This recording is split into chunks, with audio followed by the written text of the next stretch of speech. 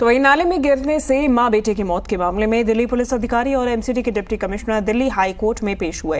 High court ने MCD के काम पर नाराजगी जाहिर की है और सख्त टिप्पणी करते हुए कहा कि इस केस में लापरवाही का आलम यह है कि हाई कोर्ट को सरकार को एमसीडी भंग करने के लिए कहना चाहिए। साथ ही हाई कोर्ट ने दिल्ली पुलिस से कहा कि वो एमसीडी के जिम्मेदार अधिकारियों के खिलाफ आपराधिक मुकदमा दर्ज कर सकते हैं, दर्ज करने के लिए निर्देश दिया है। साथ ही कोर्ट ने एमसीडी को नाले की सफाई कर उसके आसपास बैरिकेडिंग करने के लिए कहा है, जिससे फिर ऐसा कोई हादसा न हो। साथ ही कोर्ट ने सख्त टिप्पणी करते हुए कहा कि अगर एमसीडी के अधिकारी काम नहीं करेंगे, जिम्मेदार अधिकारियों के खिलाफ कोई कार्रवाई नहीं होगी, तो कोर्ट ऐसे अधिकारियों को सस्पेंड करना शुरू कर देगा। कोर्ट ने एमसीडी और दिल्ली पुलिस को 10 दिनों के अंदर स्टेटस रिपोर्ट दाखिल करने के लिए भी कहा है।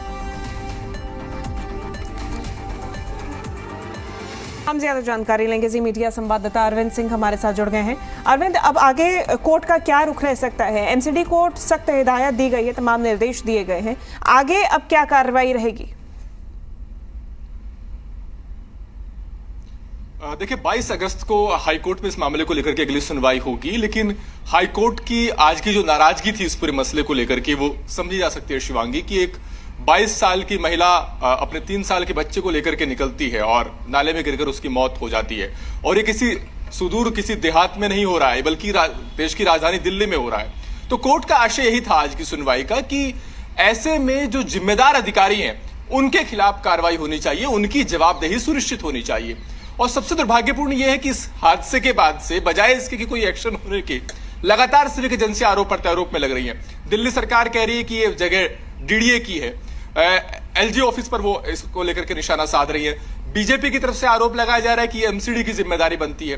हाईकोर्ट ने आज ये साफ कहा कि ये एमसीडी की जगह है या डीडीए की जगह है, वो इस अधिकार क्षेत्र की बहस में नहीं जा रहा है। वो सिर्फ ये चाहता है कि इस मामले में जो जिम्मेदार अधिकारी हैं उनके खिलाफ कार्रवाई हो, ताकि हादसे को इसको एक सबक की तरह लिया जाए, इसको भूल करके आगे ना बढ़ा जाए। और यही वजह है कि हाईकोर्ट ने दिल्ली पुलिस से कहा है कि वो सिर्फ नोटिस ना भेजे सिविक एजेंसियों को, वो अधिकारियों को बुलाकर उनसे पूछताछ करे। इस मामले में आपराधिक लापरवाही का मुकदमा दर्ज होना चाहिए, ऐसा हाईकोर्ट ने दिल्ली पुलिस से कहा कि अगर जरूरत पड़े तो आप फाइल जब्त करें, आप सिर्फ फौरी कार्रवाई न करें, इस मामले में सख्त कार्रवाई करते हुए नजर आए।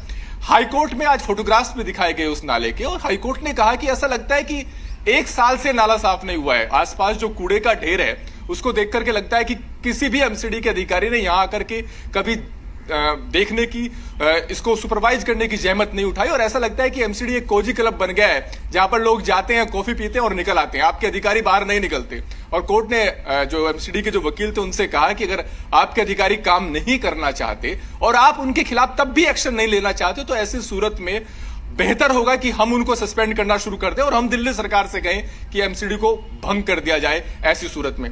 तो ये सारी बातें कोर्ट की तरफ से आज कही गई सुनवाई के दौरान। डीडीए की तरफ से ये बताया गया कि जगह जहां पर यह हादसा हुआ है वो एमसीडी के अधिकार क्षेत्र में आता है। एमसीडी को कोर्ट ने कहा कि अभी तक इस जगह की बैरिकेडिंग नहीं हुई है। अगर यह हादसा हुआ है तो सबसे पहले जरूरत यह थी कि इस जगह की बैरिकेडिंग की जाती, ताकि फिर कोई दूसरा हादसा यहां पर ना हो। तो 10 दिनों के अंदर हाईकोर्ट ने एमसीडी से, दिल्ली पुलिस से, डीडीए से कहा है कि वो कोर्ट में रिपोर्ट दें और 22 अगस्त को हाईकोर्ट आगे इस मामले को लेकर सुनवाई करेगा। ठीक है, बहुत शुक्रिया आपका अरविंद, तमाम जानकारी हम तक पहुंचाने के लिए।